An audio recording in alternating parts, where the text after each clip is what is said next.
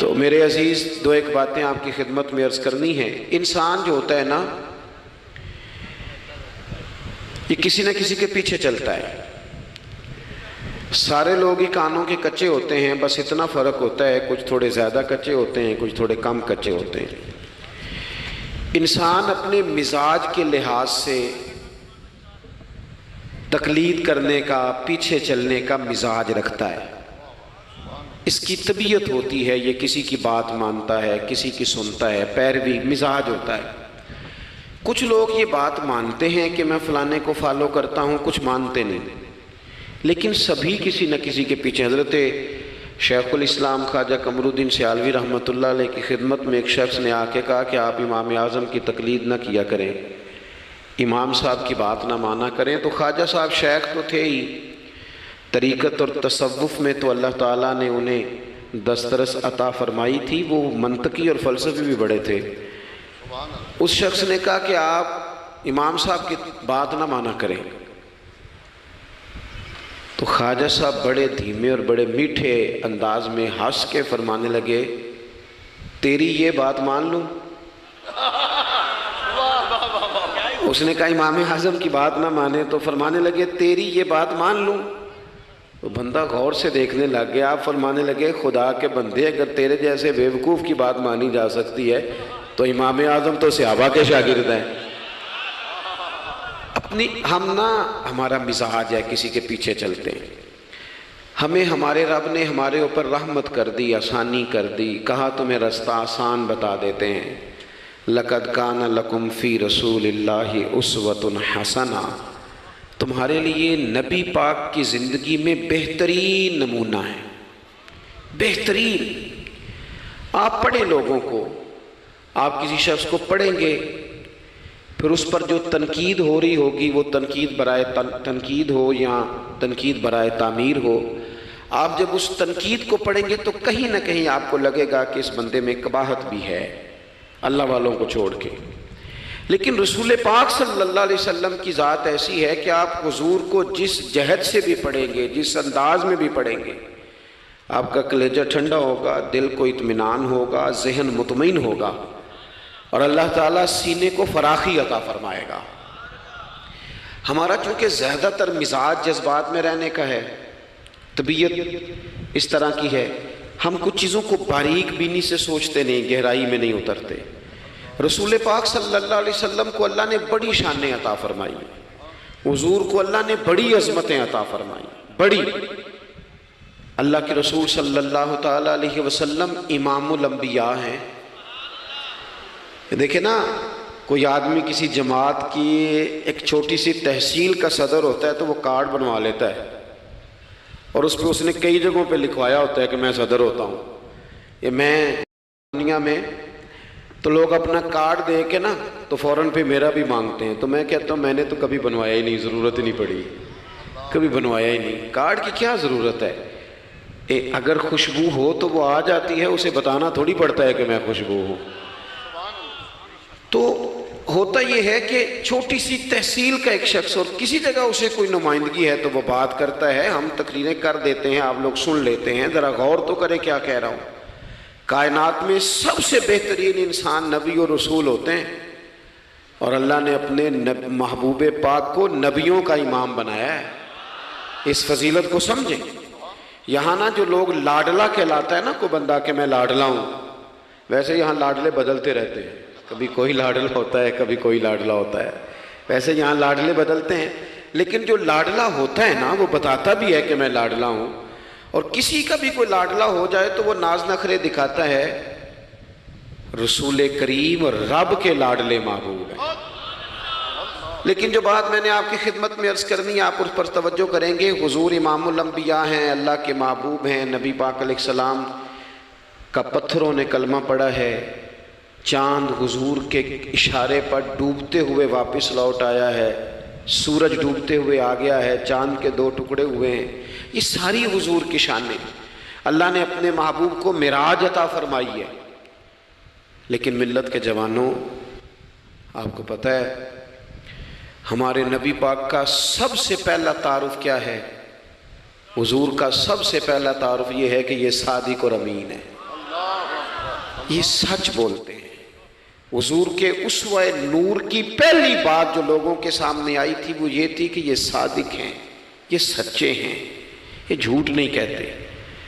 آپ کو پتہ ہے رسول پاک صلی اللہ علیہ وسلم سے پوچھا گیا تھا حضور مومن کنجوس ہوتا ہے؟ فرمایا کبھی ہو جاتا ہے۔ یا رسول اللہ مومن بزدل بھی ہوتا ہے؟ فرمایا کبھی ہو جاتا ہے۔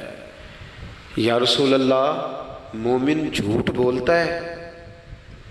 تو میرے کریم نے فرمایا نہیں، میرا مومن جھوٹ نہیں بولا کرتا۔ حضور کا جو پہلا تعارف ہے نا، یہ جو حضور کی 40 سالہ زندگی ہے نا، اسے نبی پاک علیہ السلام نے اپنی نبوت کی دلیل کے طور پر بیان فرمایا ہے۔ فرمایا فَقَدْ لَبِثْتُ فِيكُمْ عُمَرًا مِّن قَبْلِهِ أَفَلَا تَعْقِلُونَ۔ محبوب آپ ان سے کہہ دے میں نے تمہارے بیچ وقت گزارا ہے، تمہیں عقل نہیں؟ کوئی میری طرح کا سچا دیکھا ہے تو دکھاؤ۔ آج میری ملت کا سب سے بڑا مسئلہ جھوٹ ہے، سب سے بڑا مسئلہ اعتماد نہیں۔ بیوی اپنے شوہر سے کہتی ہے کہ تو تھوڑے پیسے دے لیا کر، تھوڑے ایک جوڑے پہ میں گزارا کر لوں گی، میرے ساتھ سچ تو بول۔ تو لاہور جاتا ہے تو لاہور کا بتا کے جا۔ ماں کہتی ہے پتر سے کہ پتر تھوڑی باتیں بتایا کر پر سچی بتایا کر۔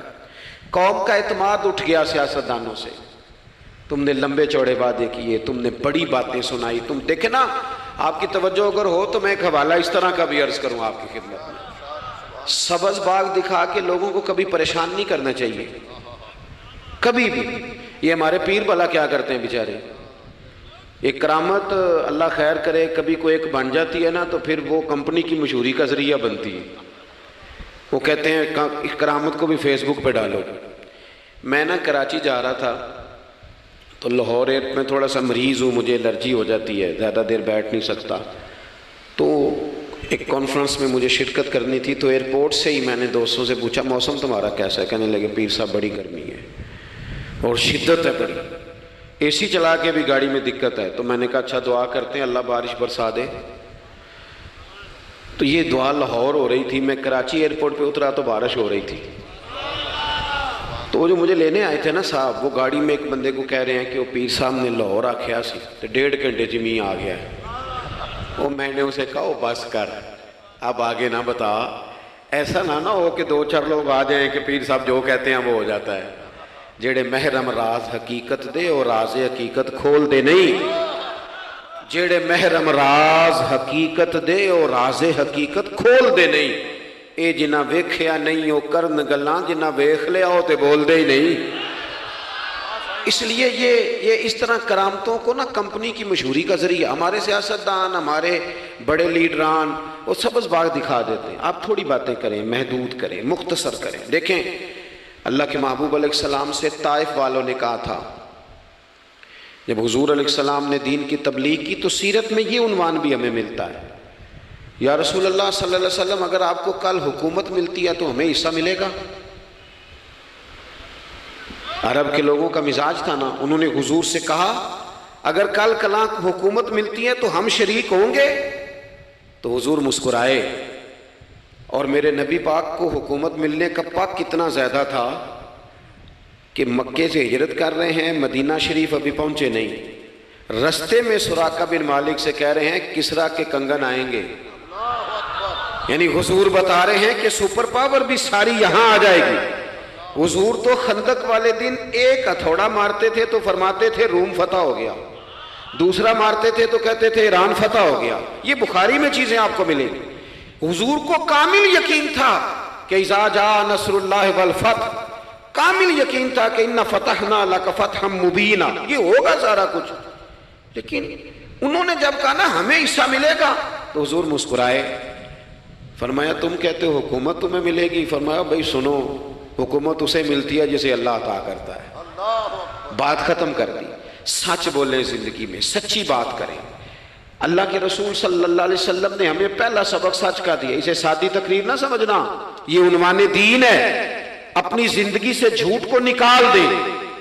آپ جو تھوڑی باتیں کر لیں پر جو کہیں اس پر کھڑا ہونا سیکھیں، اپنی زندگی کے اندر استقامت کا نور لائیں۔ جوانوں، کبھی بھی جھوٹ کی بنیاد پر رشتے نہ قائم کرنا۔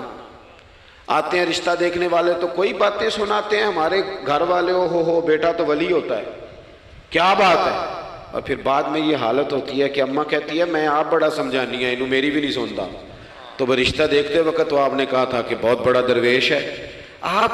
اور بچی والے بھی کچھ ایسے کام کرتے ہیں، رشتہ کرانے والے سے کہتے ہیں ہم نے کار بھی دینی ہے. کیوں آپ نے لالچ پیدا کیا؟ کیوں پہلے آپ نے خرابیاں کی؟ اپنی زندگی میں سچ بولیں، سچی بات کریں، کبھی بھی کوئی ایسا کام نہ کریں جس سے کہ لوگوں کی طبیعت ایسی ہو کہ لوگ سمجھیں کہ یہ لوگ تو غلط بیانی کے عادی ہیں. دیکھیں بخاری میں موجود ہے، سیرت کی تمام کتابوں میں الفاظ کے اختلاف کے ساتھ یہ اپنی اصل کے ساتھ یہ چیز ہر جگہ موجود ہے. حضرت ابو سفیان رضی اللہ تعالیٰ عنہ بعد میں مسلمان ہوئے. فرماتے میں جب شاہ روم کو حضور کا خط گیا تھا نا ہرقل کو، حضور صلی اللہ علیہ وسلم نے اس سے کہا کہ کلمہ پڑھ لو، خطوط لکھے نبی کریم نے. اس نے کہا یہاں ڈھونڈو کوئی عرب کا سردار اگر آیا ہو تو میں ملنا چاہتا ہوں. ابو سفیان کہتے ہیں میں بغرض تجارت وہاں موجود تھا، مجھے لوگ پکڑ کے بادشاہ کے پاس لے گئے، میں کلمہ نہیں پڑھتا تھا. جب کوئی کسی کا مخالف ہوتا ہے تو اس نے کوئی کہانی بھی یاد کی ہوئی ہوتی ہے. ان لوگوں نے کہانی بھی یاد کی ہوئی تھی، معاذ اللہ جادوگر ہیں، شاعر ہیں، یہ کہانیاں بھی سناتے تھے. کہتے ہیں کہ مجھے وہ لے گئے، بادشاہ کے سامنے کھڑا کر دیا. اب بادشاہ نے سوالات پوچھے، میں کوئی حق میں نہیں تھا کہ میں حق میں باتیں کرتا، میں تو اس وقت تک کلمہ نہیں پڑھتا تھا اور جو کفار کہتے تھے وہ ساری باتیں میں نے کرنی تھی. کہتے ہیں بادشاہ نے اپنے دربار میں کھڑا کر کے سوال کیے، بڑے سوال پوچھے، بڑے میں نے جواب دیے، بڑے سوال پوچھے. یہ بھی پوچھا کہ ماننے والے ان کے غریب ہیں کہ امیر ہیں؟ میں نے کہا نہیں، ماڑے ماڑے بندے ہیں. میلاد کے جلوسوں میں بھی ماڑے ماڑے بندے ہی جاتے ہیں، ماڑے ماڑے ہیں، غریب لوگ ہیں. اس نے یہ بھی پوچھا کہ ماننے والے بڑھ رہے ہیں یا گھٹ رہے ہیں؟ میں نے سارے جواب دیے. او ملت کے جوانوں، خدا را میری بات سننا. ابو سفیان کہتے ہیں غیروں کا دربار، سوال کرنے والا بھی کلمہ نہیں پڑھتا، ابھی جواب دینے والا بھی کلمہ نہیں پڑھتا. اس نے مجھ سے کہا کہ آپ نے بتایا کہ آپ رشتے میں چچا ہوتے ہیں، یہ بتاؤ وہ جنہوں نے اعلان نبوت کیا ہے کیا کبھی انہوں نے جھوٹ بھی بولا ہے؟ آج لوگوں نے نام نہیں بدل دیا جھوٹ کا، کچھ نے بہانہ نام رکھ دیا جھوٹ کا، جی میں نے بہانہ کر دیا تھا. کچھ کہتے ہیں جی وہ تو میں نے تو بس ایسے ہی بات، وہ تو میں نے مذاق کیا تھا. جھوٹ کے نام نہیں بدل دیے لوگوں نے.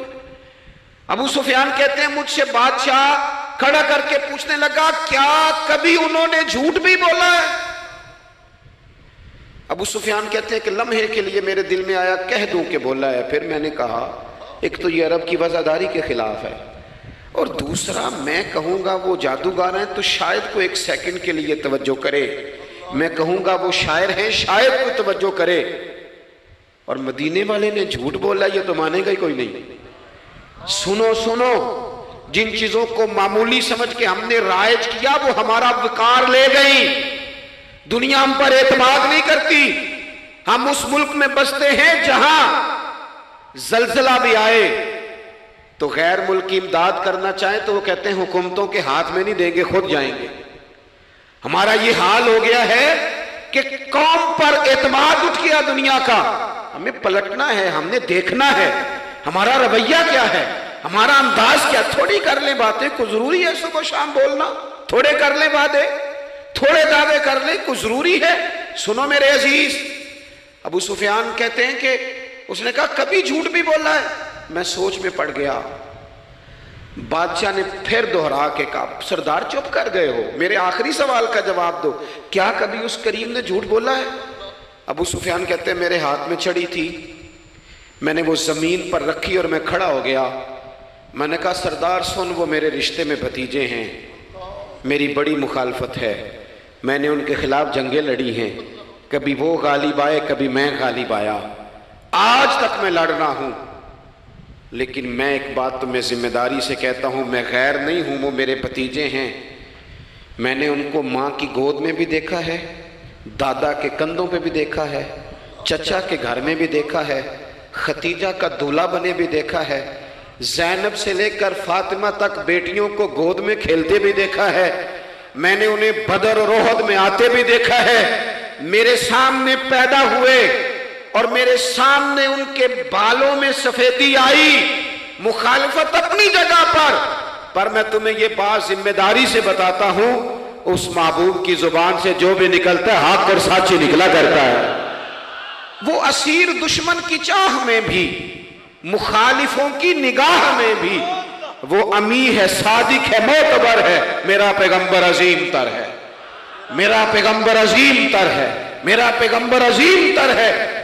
ابو سفیان کہتے ہیں میں یہ لفظ کہے تو کتنے ہی لوگ دربار میں رو پڑے، ایک سناٹا چھا گیا، کوئی صحابی نہیں وہاں، کوئی نعرہ لگانے والا نہیں، کوئی اپنا نہیں، لوگ رو پڑے۔ کہتے ہیں بادشاہ نے چادر اٹھائی کندھے پہ رکھی، کچھ دیر سوچتا رہا، پھر وہ چل دیا۔ میں نے پیچھے سے آواز دی، میں نے کہا تو نے اتنے سوال پوچھے، میں نے اتنے جواب دیے، کوئی رزلٹ بھی تو بتانا کیا نکلا، نتیجہ کیا ہے؟ تو بادشاہ نے پلٹ کے میری طرف دیکھا، کہنے لگا سردار نتیجہ تو نکل آیا نا یار، جس بندے نے بندوں سے جھوٹ نہیں بولا وہ یہ جھوٹ کیوں بولے گا کہ میں اللہ کا رسول بن کے آیا ہوں؟ اس نے او میرے بھائی اپنی زندگی میں سچ لاؤ، خدا را ہمارے گھروں سے لے کر حکومت کے ایوانوں تک ضرورت سچ کی ہے، ضرورت سچ کی ہے۔ دوسری بات،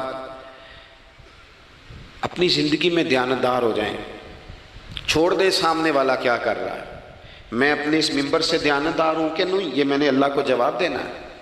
میں نے اتنی عزت سمیٹی ہے، دین کے نام پہ سمیٹی ہے، میں نے اللہ کو جواب دینا ہے۔ ہم سارا دھیان دوسروں کا رکھنے لگ گئے۔ حضرت خواجہ نصیر الدین چراغ دہلوی رحمۃ اللہ علیہ سے بادشاہ نے آ کے وظیفہ پوچھا تھا، حضرت کو وظیفہ بتائے، تو خواجہ صاحب فرمانے لگے اپنا کام دیانتداری سے کر، یہی سب سے بڑا وظیفہ ہے۔ اپنی زندگی میں دیانتداری، امانت داری، آپ اس طرح کے ہو جائیں کہ آپ جس طرح آپ سمجھے نا کہ یہ حرام جانور ہے تو میرے منہ میں جائے گا تو مجھے الٹی آئے گی۔ آپ کبھی دیکھیں نا کہ حرام گوشت کوئی آپ کو بتا دے، آپ دو لقمے آپ نے کھا بھی لیے، لطف آیا، تو کسی نے کان میں کہا یہ تو ذبح ہی نہیں ہوا تھا، بیمار تھا، تو الٹی آ جاتی ہے کہ نہیں؟ بولو کیا آ جاتی ہے؟ انسان کا ذہن قبول کرتا ہے حرام کھانے کو؟ 2 کلو گوشت پہ الٹی آتی ہے تو 2 کروڑ روپے پہ کیوں نہیں آتی؟ ہمارے ایک دوست ہیں، یونیورسٹی کے لیکچرار ہیں، مجھے ایک دفعہ فرمانے لگے پیر صاحب عجیب بات ہے، ایک بندے کو نا کہیں جوتا پڑا مل گیا، بڑا قیمتی تھا پر ایک پیر تھا جوتے کا۔ ہماری دیانتداری کچھ اس طرح کی ہے، ایک پیر ملا، جوتا بڑا قیمتی تھا، مہنگا تھا، تو اس نے اس کا مالک ڈھونڈنا شروع، یہ کس کا ہے، یہ کس کا ہے، یہ کہ وہ شور کر رہا ہے، لیکن تھوڑا سا آگے جا کے جوتے کا دوسرا پیر مل گیا، پر اس نے مالک ڈھونڈنا بند کر دیا۔ اس کو اب اس کا دوسرا پاؤں مل گیا تو اب اس نے، یعنی کئی دیانتدار بڑے دیانتدار ہیں لیکن دوسروں کے معاملے میں، اپنے معاملے میں نہیں۔ اپنی زندگی میں انصاف کریں۔ میں مسجد میں جمعہ پڑھاتا ہوں، میں نے ایک دن اپنے ایک مدرسے کے طالب علم سے پوچھا، بیٹا جمعرات کو میں نے پوچھا، میں نے کہا صبح جمعہ میں تقریر کیا کرنی ہے؟ کہتے میں جو فیصلہ نہیں کیتا۔ میں کہا تو بڑا مولوی ہے نا، میں چھوٹا، میں تو جمعہ پڑھا کے شام میں فیصلہ کر لینا بھی اگلے جمعے کی بیان کرنا ہے۔ کیوں؟ میں چاہتا ہوں میں ممبر سے دیانتدار رہوں، میں ایک ہفتہ تیاری کروں، میں نے قوم کو اللہ رسول کا دین بتانا ہے۔ میرا یہ مقصد تو نہیں ہے کہ 1 گھنٹہ مجھے ملے تو میں نے کسی طریقے سے اسے پار کرنا ہے۔ آپ اپنے کام کے ساتھ ہمیشہ دیانت کا مظاہرہ کریں۔ اگر آپ دیانتدار ہو جائیں، حضرت سعید بن عامر رضی اللہ تعالیٰ عنہ کو حضرت عمر نے کہا میں آپ کو ایک صوبے کا گورنر بنانا چاہتا ہوں، رو پڑے، فرمانے لگے اس قابل نہیں ہوں۔ آپ کہیں مجھے بھی آپ کہہ دیں کہ فلانا عہدہ ملتا ہے تو تیار ہے ساری دنیا ہی، کون انکاری ہے اس کام سے، سب تیار بیٹھے، لیکن روتے تھے لوگ کا جناب میں کہاں کر سکتا ہوں۔ حضرت عمر نے لگا دیا حمص کا گورنر۔ کچھ مہینوں کے بعد حضرت عمر تشریف لے گئے، جا کے پوچھا کہ کیسا ہے، تو پہلے تو ایک لسٹ منگوائی حضرت عمر نے، کچھ مال آیا ہے تو مختلف صوبوں میں بانٹنا ہے، غریبوں کی لسٹ لاؤ۔ ان کے صوبے کی لسٹ آئی تو تیسرا نام گورنر صاحب کا تھا۔ وہ کہا تمہارا گورنر مسکینوں غریبوں میں؟ کہنے لگے حضرت صاحب جو لسٹ بنانے والے تھے وہ کہنے لگے اب ان کے وجود پر جو کپڑے ہیں جگہ کوئی نہیں بچی، پیوند کہاں لگانے ہیں۔ دامان توکل کی یہ خوبی ہے کہ اس پر پیوند لگے ہوتے ہیں پر دھبے نہیں ہوتے، پیوند لگے ہوتے ہیں پر دھبے نہیں ہوتے۔ حضرت عمر نے معلومات کی ان کے صوبے میں جا کے تمہارا گورنر کس طرح کا ہے؟ عرض کی حضور 4 شکایتیں، یہ جمہوریت ہے، آج تو ہر سیاسی جماعت میں ڈکٹیٹرشپ ہے، آج کہاں جمہوریت ہے؟ آج تو آپ جتنے شاہ کے وفادار ہو جائیں گے اتنا اچھا عہدہ لیں گے، جتنا مرضی قابل بندہ ہو جماعت کے اندر، لیکن اگر وہ پورا تابع دار نہیں تو نظام نہیں چلتا، جتنا مرضی قابل ہو۔ حضرت سعید بن عامر رضی اللہ تعالیٰ عنہ 4 شکایتیں، عام آدمی شکایتیں کر رہے ہیں۔ حضرت عمر نے کہا کون کون سی؟ تو انہوں نے کہا جی پہلی شکایت یہ ہے کہ ہمارے گورنر، توجہ ہے میرے بھائیوں کی، انہوں نے کہا جی پہلی شکایت یہ ہے کہ گورنر صاحب صرف دن کو ملتے ہیں، انہیں رات کو بھی لوگوں سے ملنا چاہیے۔ دوسری شکایت یہ ہے کہ جب شروع میں آئے تھے تو فجر کے بعد بیٹھ جاتے تھے، مسائل سنتے تھے، اب سورج نکلنے پر اشراق چاشت کے ٹائم 8، 9، 10 بجے آتے ہیں۔ تیسری شکایت یہ ہے کہ ہفتے میں ایک دن ملتے ہی نہیں۔ چوتھی شکایت یہ ہے کہ کبھی کبھی ایسے ہی رونے لگتے ہیں، بیٹھے بیٹھے بے ہوش ہو جاتے ہیں، تو آپ نے دیوانہ آدمی ہمیں دے دیا ہے۔ حضرت عمر فاروق رضی اللہ تعالیٰ عنہ نے حضرت سعید بن عامر کو مجمع میں پوچھا، جناب آپ پبلک کے نمائندے ہیں، آپ کو سوالوں کے جواب دینے چاہیے، بتلائیے نا۔ اور یہ پبلک کے نمائندے صرف سیاستدان نہیں ہوتے، پیر صاحبان بھی ہوتے ہیں، مسجد کا خطیب بھی ہوتا ہے۔ اگر حضرت عمر سے پوچھا جا سکتا ہے کرتا کہاں سے آیا تو پیر صاحب سے بھی تو پوچھا جا سکتا ہے نا، ان کو بھی جواب دینا چاہیے، ان کو بھی بتانا چاہیے، اس لیے کہ وہی تو دعویٰ کر رہے ہیں فقر بتانے کا۔ تو حضرت عمر نے 4 سوال کہا، سعید آپ کے ذمے 4 سوالوں کے جواب ہیں۔ تو حضرت سعید بن عامر نے گردن جھکائی، کہنے لگے پہلے ہی کہا تھا میں گورنری کے قابل نہیں۔ فرمایا اب تو بن گئے ہونا، جواب تو دینا ہے، حضور بتلائیے۔ فرمایا پہلا سوال آپ سے یہ ہے کہ یار لوگ کہتے ہیں رات کو کام پڑ جاتا ہے اور آپ ملتے نہیں۔ تو حضرت سعید بن عامر نے اپنی داڑھی پکڑ لی، عرض کی حضور یہ ساری سفید ہو گئی ہے، بڑھاپا ہے، دن مخلوق کے لیے رکھا ہے، رات اپنے رب کے لیے رکھی ہوئی ہے۔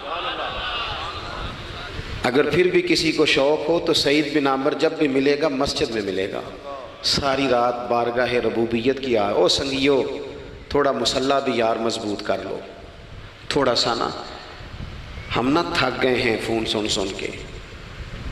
بہت سارے لوگ ایسے ہیں جن کے وجود نہیں اتنی تھکے جتنے دماغ تھک گئے، کمنٹس پڑھ کے، کمنٹس دے کے، رائے دے کے، بڑے بڑے باصلاحیت لوگوں کے حافظے کمزور ہو گئے ہیں۔ خدا را اپنی صلاحیتوں کو زنگ لگا لو گے۔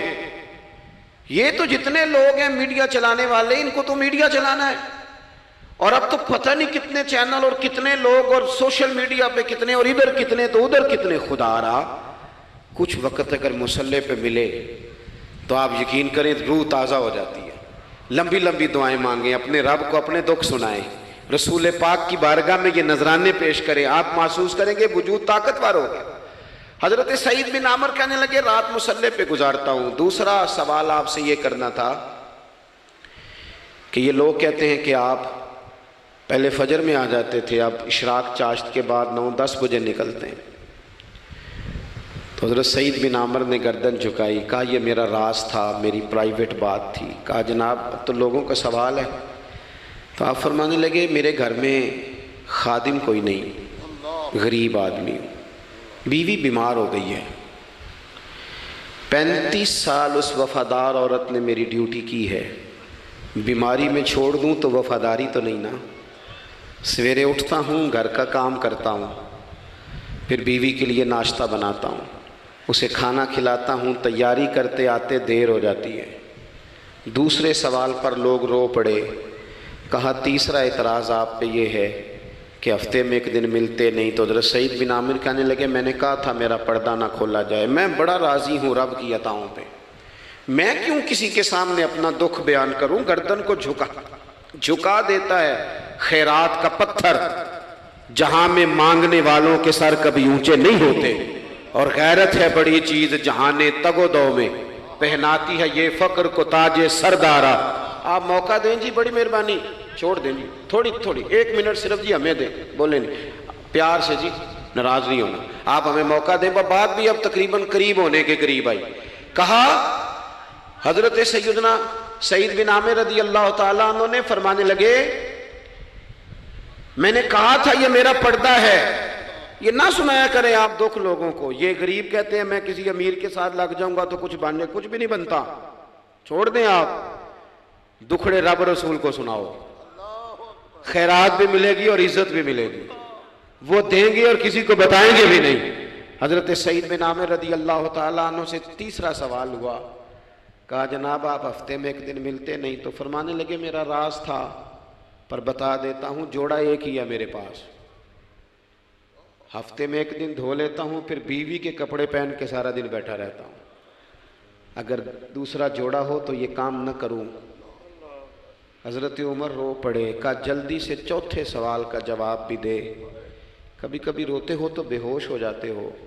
وہ پھر رو پڑے، عرض کرنے لگے حضور 40 سال کی عمر میں کلمہ پڑھا، میرے سامنے حضرت خبیب کو پھانسی دی گئی مکے میں، جب وہ اپنی پچھلی غلطیاں یاد آتی ہیں تو پھر رو پڑتا ہوں، یاد ماضی عذاب ہے یا رب، میں تکلیف میں آ جاتا ہوں، سوچتا ہوں اگر اللہ نے سوال کیا تو کیسے جواب دوں گا، اس لیے برداشت نہیں ہوتا تو رو پڑتا ہوں۔ چاروں سوالوں کے جواب دیے تو حضرت سعید بن عامر کہنے لگے اب آپ نے مجھ سے سوالوں کے جواب تو لے لیے، اب میری سزا کا بھی تو اعلان کرے نا، بتائیں نا۔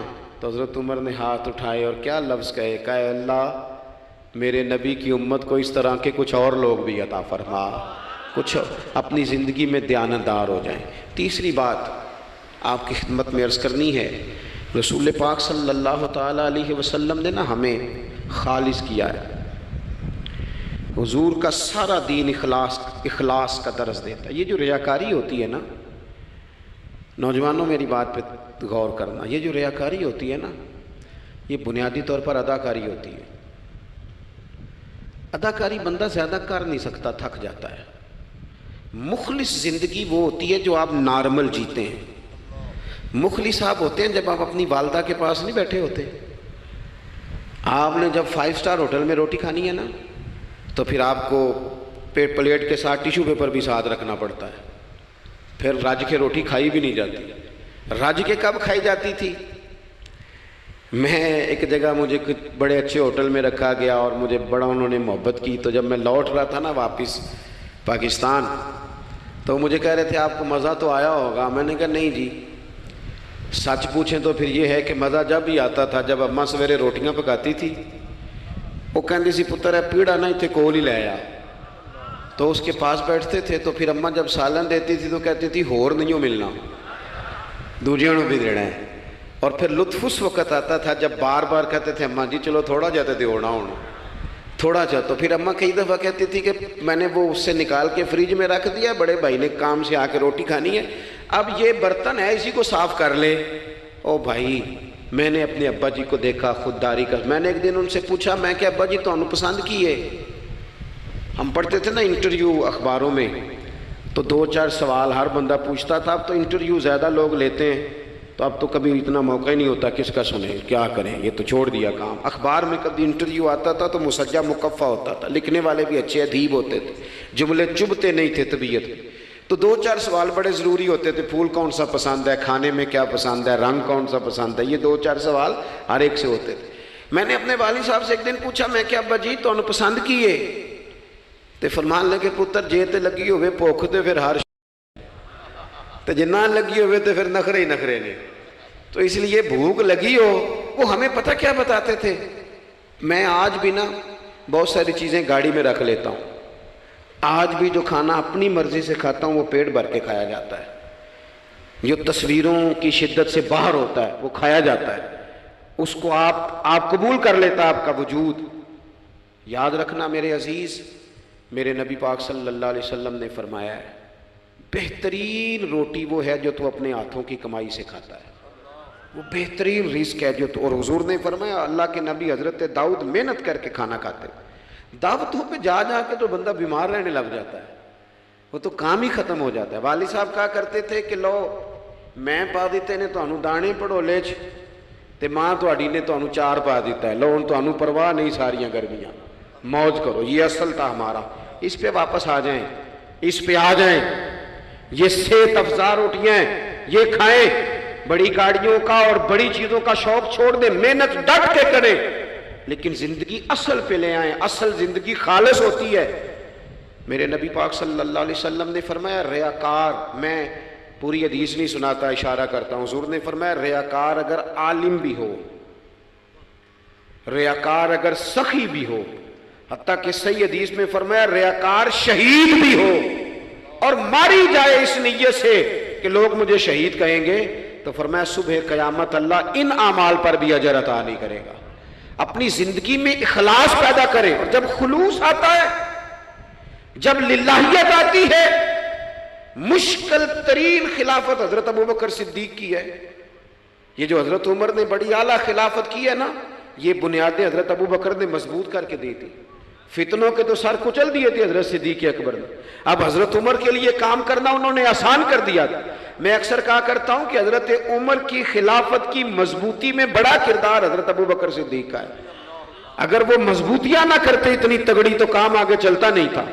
حضرت سیدنا ابوبکر صدیق کو بڑے فتنوں کا سامنا تھا، ختم نبوت کے محاذ پر کام کرنا ہے، منکرین زکوٰۃ پیدا ہو گئے، امت کو سنبھالنا ہے، یہ ساری ڈیوٹیاں کر کے نا دنیا سو جاتی تھی، وہ دنیا سو جاتی تھی، اور حضرت صدیق اکبر ایک نابینا مائی کے گھر میں جھاڑو دینے چلے جاتے تھے۔